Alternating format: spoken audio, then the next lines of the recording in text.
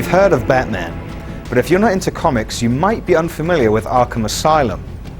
The iconic psychiatric hospital has housed just about every villain Batman has ever tangled with at some point, and now it's also the setting for a superb third-person action game. As Batman, you get to go toe-to-toe with thugs in fast-paced punch-ups, employ satisfying stealth tactics, play with great gadgets, solve some remarkable riddles, and do a decent amount of detective work. In short, you get to do just about everything you want to do when you don a Batman costume in a game. Batman has captured Joker, and as the lengthy intro sequence plays out, you see him being returned to Arkham under Batman's watchful eye.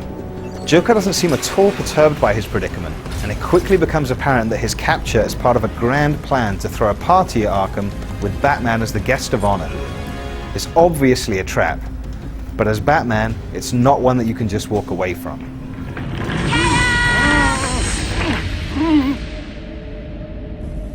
I'm now subbing for the old man. Old Sharpie's never been happier.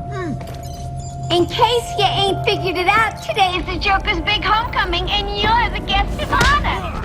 Joker throws a bunch of his goons at you almost as soon as you start playing, and you're encouraged to knock them all out using basic attacks and counters.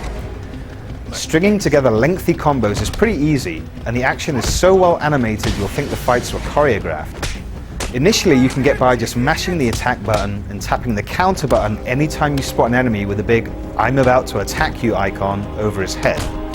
But later, you'll encounter thugs with knives, cattle prods, and guns, who force you to raise your game and incorporate additional moves into your repertoire.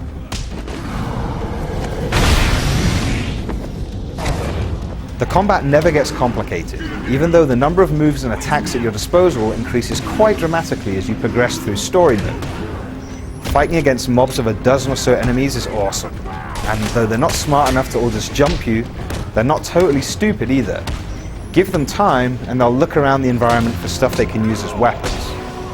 The biggest advantage that you have over them, other than, the fact that you're Batman, is that you're able to use your surroundings.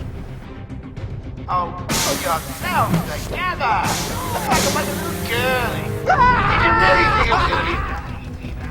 During big set-piece encounters, many of which can be replayed against the clock in challenge mode, using the environment to your advantage is pretty much a requirement.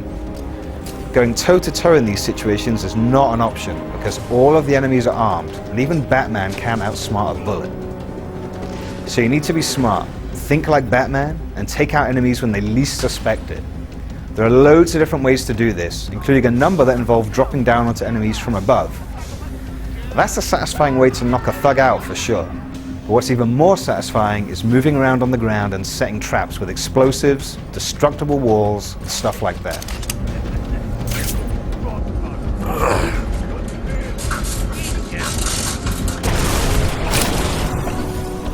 And it's not as hard as you might think to play that way, because using detective vision mode, you're able to see through walls.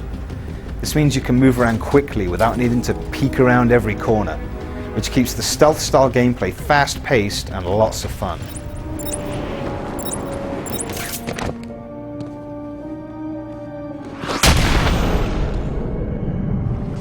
Oracle, I'm heading into Croc's lair to collect the plant spores Ivy spoke about. He's in some kind of old sewer network. Send me the schematics, it's like a maze down here. The voice acting is great, and it doesn't falter for a second.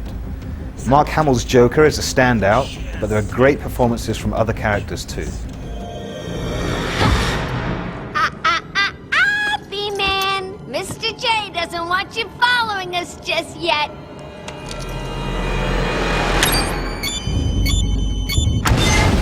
One character that you hear a lot from is the Riddler, who has hidden no fewer than 240 riddles for you to solve all over Arkham Island. Most of them don't actually involve riddles per se, but they're still really satisfying to solve by finding hidden objects. The best are the proper riddles though, where you're given a cryptic clue and have to find an item to take a picture of. A lot of the time it's an item associated with a supervillain, but sometimes the item is a painted question mark that can only be seen using detective vision and from a very specific location. The punctuation marks in question are painted in two parts, at different locations that are often quite far apart. So the solution requires that you find both parts and figure out where to take the photo from so that they line up perfectly.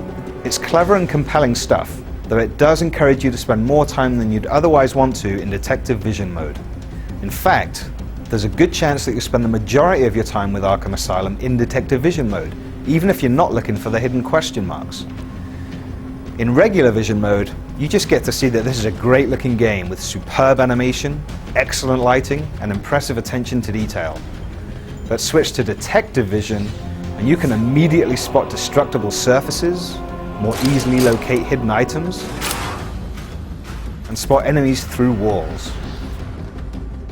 If you're a fan of Batman comic books, you'll find plenty of nods and winks to Arkham inmates who don't actually appear in the game. You shouldn't feel intimidated if you're not that familiar with Batman though, because the game does a great job of giving you all the information that you need to know, as well as plenty that you don't. Taking the time to read Harley Quinn's bio and listen to her patient interviews helps you to understand her motivations in the game, for example. While unlockable information on characters who haven't been seen in ages just adds a little flavor. More significant unlockable content comes in the form of 8 challenge maps, which come in regular and extreme difficulties for a total of 16. The maps are based on areas that you visit in story mode, and the challenges are split 50-50 between purely combat-oriented sequences and stealth-based gameplay. You complete challenges against the clock and are awarded medals for taking down enemies in specific ways in each level. Challenge mode isn't only a way for you to replay some of the best sequences from story mode, but it's also really compelling in its own right, because the medal system forces you to try new and ambitious things, and online leaderboards pit you against the best players from all over the world.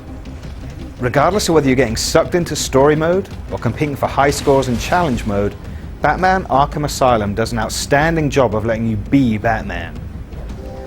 Everything about this game feels like it has been lovingly crafted by a development team that's both knowledgeable and passionate about the source material. Miss out on this one, and the joke's on you.